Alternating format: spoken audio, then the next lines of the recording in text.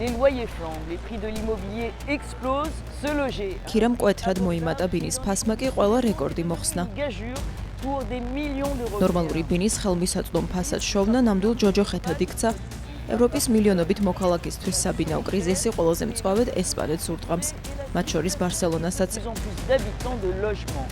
ეს საკითხი, რომლის გადაჭრასაც ცდილობს ესპანეთის მთავრობა, Espagnols, ევროკავშირის დღის წესრიგშიც დგას.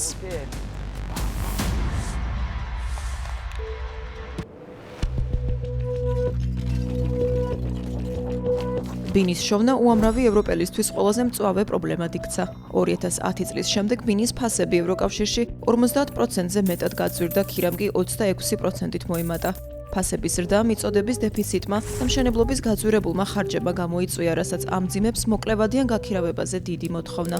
უძრავი ქონების ბაზარზე მოქმედი სპეკულაციური სქემები, რომელთაც ძირითადად უცხოელი ინვესტორები ხლართავენ, ცეცხლზე ნავთს ასხამს ბინების დეფიციტს. ესპანეთი ამ მხრივ ერთ-ერთი ყველაზე მეტად დაზარალებული ქვეყანაა.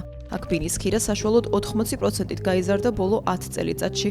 უძრავი ქონების ბაზრის კრიზისი რომ დააცხროს, მთავრობა სურს Airbnb-დან 65,000 ბინა ამოიღოს და უცხოელებს, რომლებიც ევროკავშირის მოქალაქეები არ არიან, უძრავი ქონების შესყიდვაზე გადასახადი გაუწვიროს. მთავრობა ცდილობს ქირის ფასზე ზედა ზღვარით დააწესოს. მართალია ბინის საკითხი ეროვნული მთავრობის კომპეტენციაში შედის, მაგრამ ევროპულ ინსტიტუტებსაც სურთ ქმედითი ნაბიჯები გადადგან. უკვე დაინიშნა ევროკომისარი დაბინავების საკითხებში და ევროპარლამენტში შეიქმნა სპეციალური კომიტეტი, რომელიც ამ საკითხზე იმუშავებს. მიზანი ერთია, შეიქმნას ხელმისაწვდომი დაბინავების ევროპული გეგმა. საქმე გადადებას აღარ ექვემდებარება. მთელ ევროპაში მრისხანების ტალღა აზვირთდა.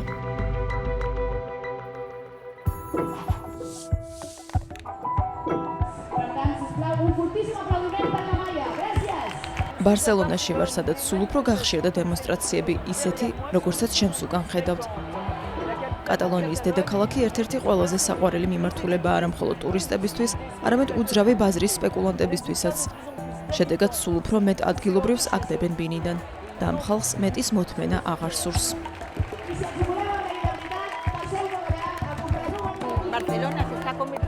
ბარსელონა ტურისტებით სავსე ქალაქად იქცა. ბინის ქირას უბრალოდ ვერ შეწუდები. როსარიო ორგანიზაცია მდგმურების კავშირის ქსელის წევრია, რომელიც მთელი ქვეყნის მასშტაბით იცავს მდგმურთა უფლებებს. ბარსელონაში ჩამოდიან მტაცებელი საინვესტიციო ფონდები, რომლებიც მთელ შენობებს ყიდულობენ სპეკულაციური მიზნით, რათა ოთახებად დაშალონ და საერთო საცხოვრებელ ფართებად აქციონ და ჩვენ კი გარეთ გვყრიან. მეორე დღეს როსარიომ თავის სახლში დაგპატიჟა. მისი ბინა აი ამ შენობაშია, რომელიც 4 წლის წინ კომპანია Vendor Group-მა შეისყიდა, რომელიც ბრიტანული საინვესტიციო ფონდის Patron Capital-ის ფილიალია. გამარჯობა, მოგწადით, შემოდით. აი ეს არის ჩემი სახლი. დაახლოებით 26 წელი აქ ვცხოვრობ, ჩემი ქალიშვილიც აქ არის თავის ძაღლით. აქ გვაქვს პატარა ტანსაცმლის ბრენდი სახელწოდებით პინკუ ნო კურმა. ეს ბრენდი ზუსტად წარმოაჩენს თუ ვინ ვარ და როგორ მიყვარს ეს სახლი. ვანდორს კი უნდა რომ ეს ყველაფერი წამართვას, სახლიც და ის ყველაფერი რასაც აქ ვაკეთებ. ამ შენობაში მცხოვრებ ყველა მდგმურს აიძულეს ბინის დატოვება, როგორც კი ქირის ვადა ამოეწურათ. ამ ბინებში ახლა უცხოელი სტუდენტები ცხოვრობენ. სულ 5 სართულია, ყველა სართულზე 2 ბინაა, რომლებსაც საერთო საცხოვრებლად იყენებენ. როსარიოს ქირის კონტრაქტი წლინახევრის წინ ამოეწურა, მაგრამ ის უარს ამბობს ბინის დაცლაზე. ბინის მესაკუთრე დაჟინებით მოითხოვს გავიდე. მცირე საფასურით შემომთავაზეს ბინას თუ დავცლი. ბაზარი შევისწავლე, ძალიან ცოტა ბინაა თავისუფალი და თან ძალიან ძვირია, უბრალოდ ვერ შეწუდები. მართალია გამოსახლება ემუქრება, მაგრამ როსარიომ უჩივლა იმ საინვესტიციო ფონდს, რომელსაც ქირას უხდის. მას სურს ბრძოლა გააგრძელოს. უნდა შეწყვიტონ შენობების ისეთი მასშტაბური შესყიდვა, როგორც ახლა აკეთებენ. თითქოს ნამცხრით სავსე ყუთს ყიდულობენ.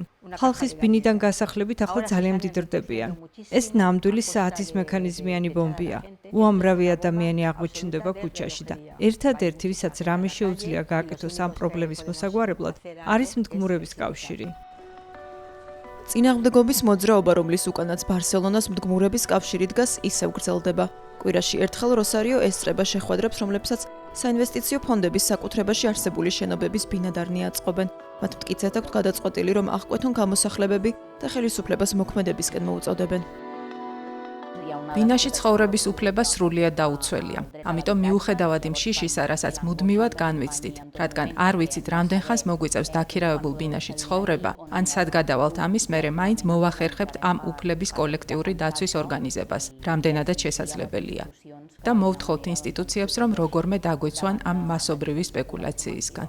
მართალია ვანდორი ძალიან დიდი კომპანიაა, მაგრამ ჩვენც დიდი ძალა ვართ ჩვენებურად. პრინციპში მთავარია გავერთიანდეთ, ძალა გავაერთიანოთ და ასე გავუმკლავდეთ ამ განსაცდელს. მაინც რისი გაკეთება შეუძლია როგორც ეროვნულ, ისე ევროკავშირის ხელისუფლებას დაბინავების კრიზისის შესაჩერებლად. მე ბარსელონას მერს ვესაუბრე, იგი იმ ინიციატივას უდგას სათავეში, რომელიც 15 ევროპულ ქალაქს აერთიანებს.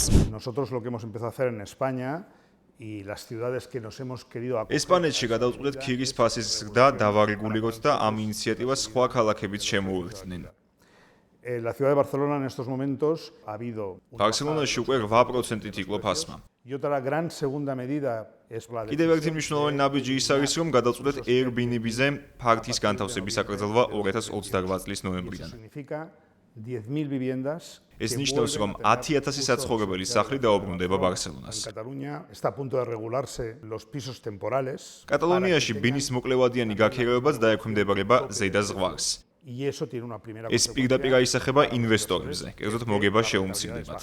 ეს კი დააფრთხოთ. თქვენ ხელმძღვანელობთ ინიციატივას, რომელიც რამდენიმე ევროპული ქალაქის მერმა წამოიწყო და ევროკავშირს დახმარებას სთხოვთ. დაბინავება ეროვნული ხელისუფლების კომპეტენციაა. მაინც რას ელოდებით ევროპისგან? Es un problema europeo. ეს ევროპის პრობლემაა. Tiene que intervenir.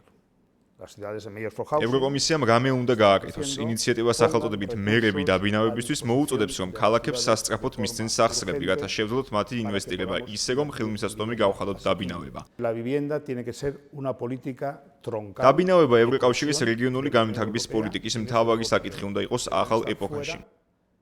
ის უნდა გათავისუფლდეს ევროკავშირის მიერ ფინანსების ხარჯვაზე დადგენილი შეზღუდვებისგან, რადგან ეს გადაუდებელი პრობლემაა. თუ ევროკავშირის მოქალაქეები დაინახავენ, რომ ასეთ მასშტაბურ პრობლემას ევროპული ინსტიტუტები ყურადღებას არ აქცევენ, ამას ლეგიტიმაციის კრიზისი მოყვება.